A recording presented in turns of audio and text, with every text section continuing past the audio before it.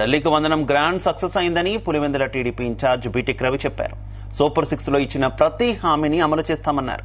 ఇప్పటికే ఉచిత గ్యాస్, తల్లికి వందనం, అతి త్వరలో ఈ నెలలోనే అన్నదాత సుఖీభవ అమలు చేశామన్నారు.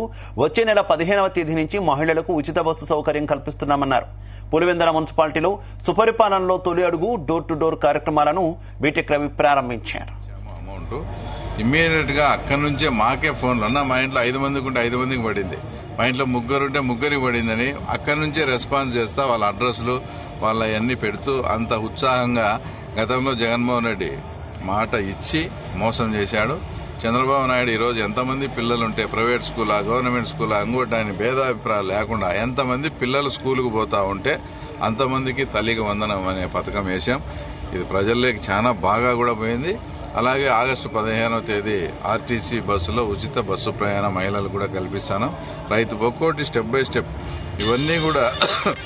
ఇవన్నీ కూడా రాష్ట్ర ఆర్థిక పరిస్థితిని అతలాకుతలం చేసి పోయింటే మనం సెంట్రల్ గవర్నమెంట్లో కూడా బీజేపీ అధికారంలో ఉంది కాబట్టి మనకు వాళ్లకు మంచి సంబంధాలు నెలకొల్పుతూ రాష్ట్ర ప్రయోజనాల దృష్ట్యా మా చంద్రబాబు నాయుడు గారు నానా గసాట్లు పడి ఆర్థిక పరిస్థితి సహకరించకపోయినా ఇచ్చిన మాట నిలబెట్టుకోవాలనే ఉద్దేశంతో ఇవన్నీ చాలా ఇంటెలిజెంట్ గా కష్టపడుతూ ప్రతి హామీని నెరవేర్స్తాం.